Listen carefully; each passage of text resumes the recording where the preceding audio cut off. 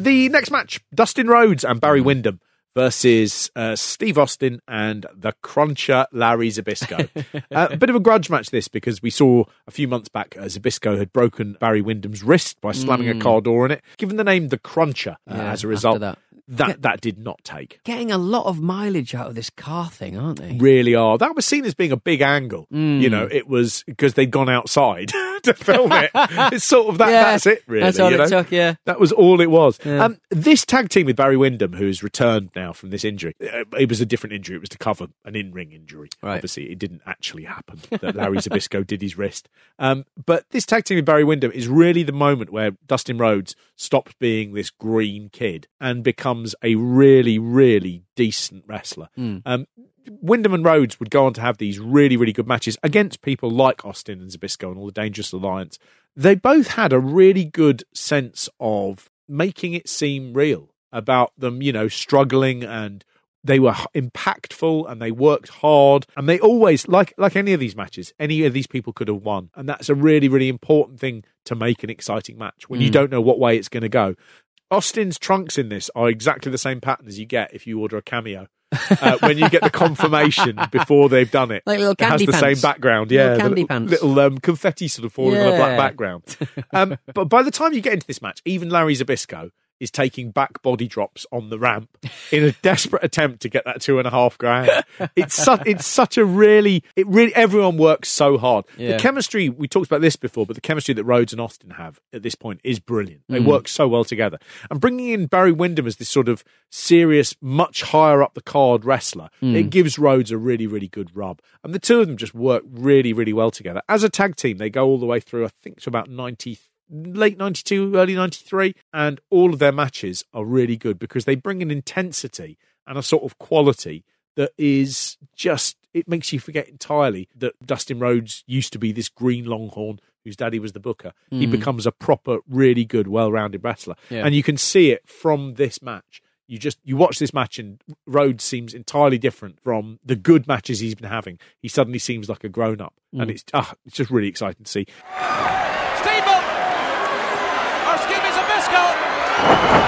Just got nailed. Big time loaded on the top and another one. Ladies and gentlemen, the winners of the match, the team of the Natural, Dustin Rhodes and Barry Windham. Match number 4 of Super Brawl 2. It's Van Hammer and the Z-Man versus Vinny Vegas and Richard Morton. Big old shoulder pads for Kevin Nash. Comes out with that white jacket on. He looks like a fridge freezer. Absolutely jutting out to the sides. Really good. Vinny Vegas and Richard Morton is not a tag team that work. I mean, No, they don't seem to have any reason why they'd be together. They don't look like they connect at any point. It's just nice to see Kevin Nash enjoying himself, though. I think you told me that he'd chosen this gimmick. Yep, this was a Nash invention. Yeah, he deserved a choice of his own, I think. He is, obviously because he becomes big. Had he not become big, I think you'd look at this and go, God, he was terrible. Yeah. But there is, because he becomes good, you sort of go, it's terrible, but I like it.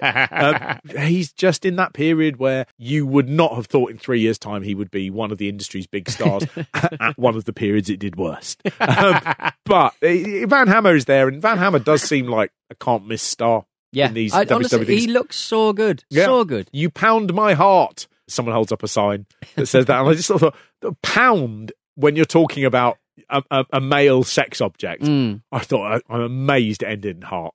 I really looked at it and think, had they pasted it out and had to redo it, you pound my anything else would my aorta. I just anything, below the waist. That would be repulsive. Van Hammer does the Queen clap clap stomp. That's his big thing. He's not natural at it. He has to really sort of think about it. Yeah. And his hands go up a bit quickly, like he's sort of going, ooh, clap, ooh, like that. He's got Michael Goves, little Michael Gove. Yeah. He's got his arms, they're close by the side because he's tense. And they come up like little T-Rex hands. Yeah. He really does have to concentrate. I didn't really remember this match other than it was on. It was quite long. Yeah. Z-Man was working hard. Yeah, Jesse the Body airing more grievances. He talks about Z-Man. He's got a big bodybuilding guy there, but there ain't no money in bodybuilding. It's just like, to go. Do you know what that's from? So that is believed to be a pop at Vince McMahon's new venture, which was the WBF, World Bodybuilding Federation. Has that sort of happened around about this time then? It has. Okay. WBF is not the ideal business to have when the steroid investigation hit, which it did in 92 and 93. Yeah. So it is one of those bits that it's never going to be on the network. Oh, but it's in full on YouTube, dear boy. Don't you worry. Thank you, YouTube. I don't even know how to make a demo these days. No, how would I put a demo together? Why would you? It's a dying industry, Peter. We're in the big growth industry of podcasting. It is slightly like doing radio, though. I mean, when we worked at XFM, for example, there was very much a schism between the people who did content and the people who they made careers about loving music. Yeah. Some of those guys are the nicest guys you could ever meet and everything. But there was very much a sense of, here come the stupid people who have been given all the prime shows, whereas I am on at past midnight, and I just really love music. And actually, they don't seem to be that bothered about it. Much. They don't seem to talk about it. I tried to have a chat to him about the magnetic fields, and he knew some of it, sure. Everyone, I think, who was into music was immediately made the jump as soon as was possible to BBC Six Music, where they remain today. Yeah. I love those guys. And a lot of them were such nice, decent, brilliant people. I would not listen to Six Music if you paid me. They started off a tour where they were going to play some new songs. And they did 3 nights in Lisbon, and I saw one of those nights. And the thing about it was hearing the songs for the first time, and obviously they were taking another new direction in a way, going off at a slightly different tangent again. So it was the first time I'd heard...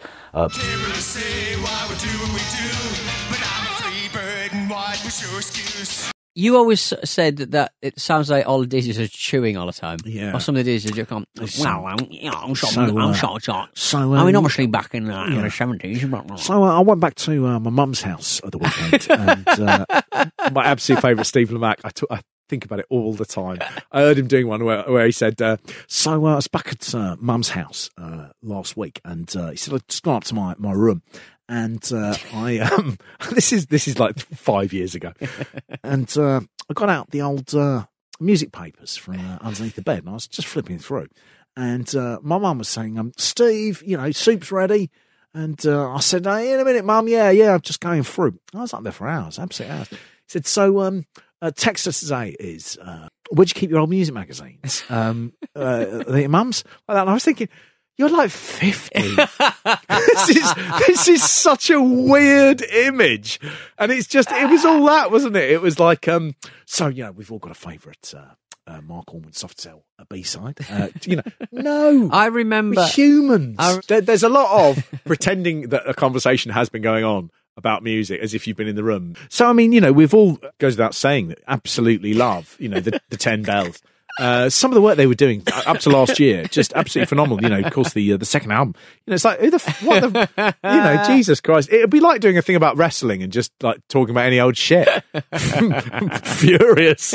Oh. I did a little search of Kevin Nash's Twitter page. He just had, before Christmas, he had a cataract procedure. Did he? I noticed, because he basically said, word to the wise, don't lay in a tanning bed for 30 years with no eye protection. The squinting is hard and not so effective. Because obviously he just used to squint. Yeah. And it burnt out his eye effectively. So he should have worn the little protectors. I would say, when you put those things that you're like going, I've been there and I've come back with this knowledge, everyone knew the thing about the fucking eye protectors. I know, yeah. Everyone did that. UV, guys, don't be sticking your hand into a blender. Yeah. Yeah. He also upset a lot of Trekkies by calling Mr. Spock Dr. Spock on Twitter. So everyone piled in.